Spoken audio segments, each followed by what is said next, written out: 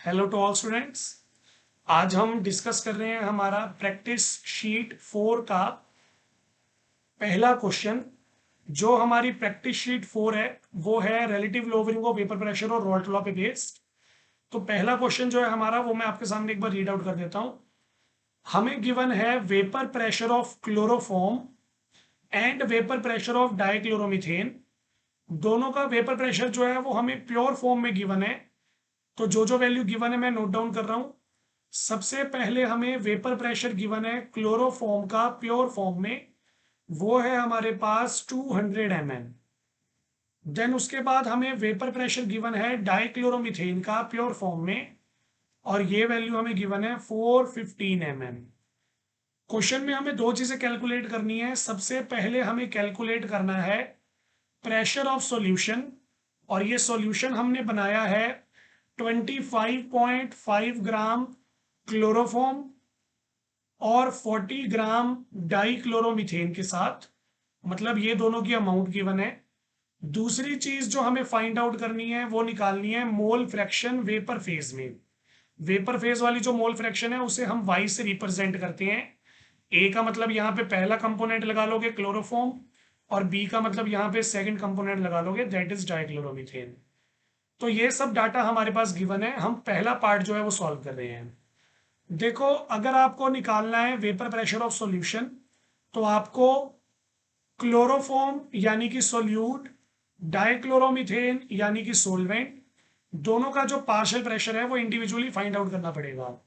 अब Raoult law अगर मैं अप्लाई करूंगा तो मेरे पास पार्शियल प्रेशर या वेपर प्रेशर जो होता है क्लोरोफॉर्म का वो आएगा P not of chloroform multiplied by mole fraction of chloroform.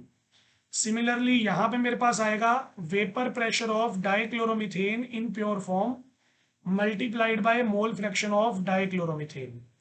तो देखो बेटा, ये वाली दोनों वैल्यूज हमें गिवन है। हमें मोल फ्रैक्शन की वैल्यू निकालनी है। अगर एक मोल फ्रैक्शन भी हम फाइंड आउट कर लेंगे तो उसमें से उसको 1 में से माइनस कर देंगे, हमारे पास दूसरा मोल फ्रैक्शन आ जाएगा।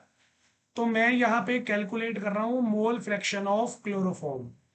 क्लोरोफॉर्म का मोल फ्रैक्शन हमारे पास आएगा number of moles of chloroform divided by total number of moles, यानी कि क्लोरोफॉर्म और डाइक्लोरोमीथेन। अब देखो, क्लोरोफॉर्म निकालने का फॉर्मूला होता है given weight by molecular weight. Chloroform का गिवन वेट जो है वो है 25.5, और आप मॉलिक्यूलर वेट कैलकुलेट कर सकते हो। एक कार्बन का वेट है 12, हाइड्रोजन का वेट है 1, क्लोरीन का वेट होता है 35.5। तो आपके पास टोटल वेट आ जाएगा 119.5। सिमिलरली यहाँ पे भी क्लोरोफॉर्म है तो 25.5 119.5, और यहाँ पे डाइक्लोरोमीथेन है। डाइक्लोरोमीथेन की वैल्यू है given weight 40, molecular weight find out करोगे तो वो आएगा 85। इस रेशो को जब आप सॉल्व करोगे तो सॉल्व करके आपके पास क्लोरोफॉर्म जो है, क्लोरोफॉर्म का मोल फ्रैक्शन आ जाएगा 0.31। क्लोरोफॉर्म का मोल फ्रैक्शन आ गया, डाइक्लोरोमीथेन का 1 में से माइनस करके आप निकाल सकते हो। तो 1 में से जब मैं 0.31 माइनस करूंगा तो मेरे पास आंसर आएगा 0.69।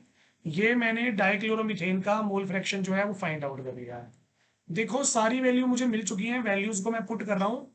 तो मेरे पास आ जाएगा वेपर प्रेशर ऑफ सॉल्यूशन, इसकी वैल्यू हमें गिवन है 200, मोल फ्रैक्शन की वैल्यू आई 0.31।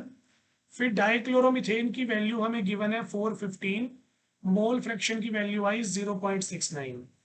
इस कैलकुलेशन को जब आप करोगे तो आपके पास आंसर आ जाएगा 348.35 mm। ये हमारे पास हमारा वेपर प्रेशर ऑफ सॉल्यूशन आ गया। पहला पार्ट जो है वो यहाँ पे सॉल्व हो गया है।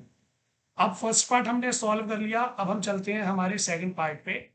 सेकंड, तो अब हमें फाइंड आउट करना है mole fraction of chloroform in the vapour phase, इसी के साथ साथ mole fraction of dichloromethane in the vapour phase.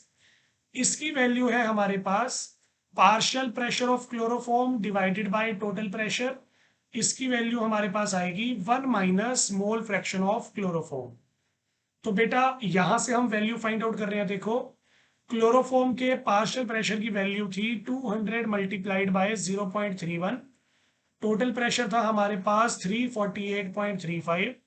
इस रेशो को जब आप सॉल्व आउट करोगे तो आपके पास आंसर आएगा 0.179 which is approximate equal to 0.18। Chloroform की वेपर फेज में मोल फ्रैक्शन आ गया 0.18, तो हमारे पास डाइक्लोरोमीथेन की वैल्यू आ जाएगी 1 माइनस 0.18 यानी कि 0.82। तो यहाँ पे हमारा फर्स्ट क्वेश्चन जो है वो कंप्लीट हो गया। अगर फिर भी आपका कोई डाउट है तो आप उसे कमेंट्स में पूछ सकते हैं। Thank you.